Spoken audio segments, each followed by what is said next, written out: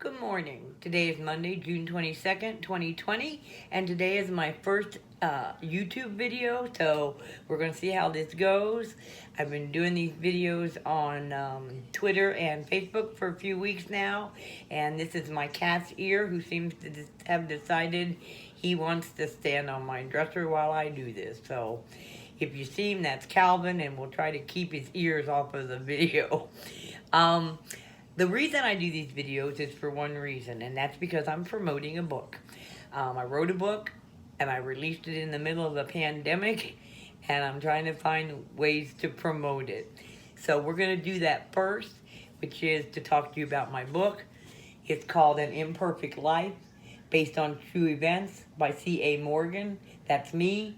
It's the story of a young German girl, or German descent girl, who was raised in a village just south of downtown Columbus. Hello, Calvin. who who was raised just south of downtown Columbus in an area known today as German Village, where most of the Germans settled. It is a look at 10 years of her life, um, what it was like to be a working class woman. I mean, she didn't, well, not true. She did work, she was a seamstress, but from a working class family, and how life treated women at that time. And this isn't necessarily bad. Um, it's not a woman that gets beat every day for the rest of her life, or this is just a normal household and the way things were handled at that time. So I think you'll find it interesting. Um, my niece and nephew discovered this story, and since they discovered it, we've been kind of playing around with it, trying to do a whole story around the events that we know about. So this is the result: An Imperfect Life, based on true events by C.A. Morgan. That's me, and I hope you'll all go to Amazon.com, buy your copy, and enjoy it. I think it's a good book. I think you'll enjoy reading it. It's not a political book. There's no boring political crap in it. It's just a book for pure entertainment and maybe a little bit of learning about what the times were like at the turn of the 20th century.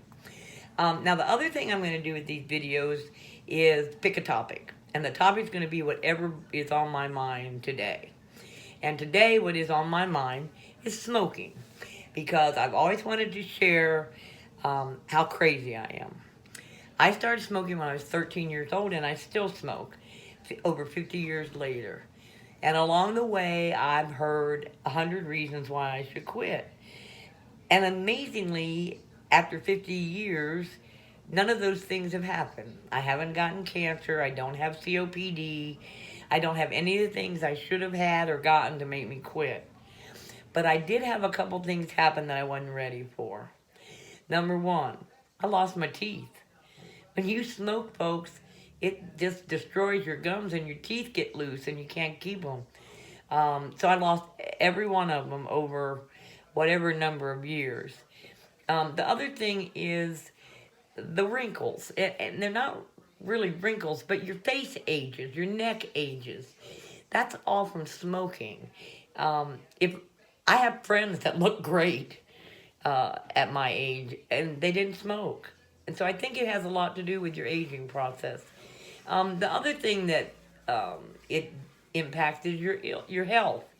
Um, I got a couple things going on with me about 15 years ago that changed my life.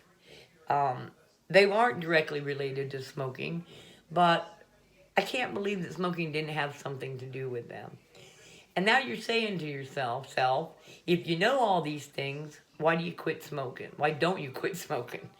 And I don't know. I honestly don't. I have quit smoking. I've quit smoking for up to a year at a time. But I can't just stay quit. And I think there are some psychological reasons for that. I really do. But what I want to say is there are um, consequences of smoking. And even if you don't get the worst consequences of smoking, you're going to get some of them. Let me tell you what my worst consequence from smoking has been to this point. I lost my voice. I loved music. I still love music. I love to sing. Still love to sing. Can't do it anymore. I have no voice for singing. I have no range. And it kills me every time I try to sing a song on the radio, and I can't. It just breaks my heart, and I know it's my own fault. So here's my message for you today. If you haven't started smoking and you're a teenager or you're a young person, don't. It's just no reason to do it. If you are a smoker, quit and do whatever you need to do to quit.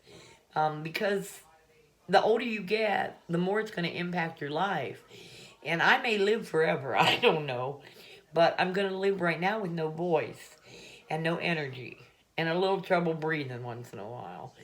And I'm not sure that's really what I had planned for my older years.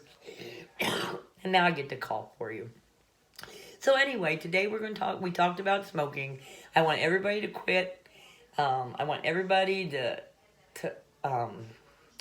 do what's the best for you and your health and where you want to be in the future. And just to give you another incentive to do it, I brought this picture. This picture is of me when I was 52 years old, when I first got sick. And I want you to see the difference 13 years have made.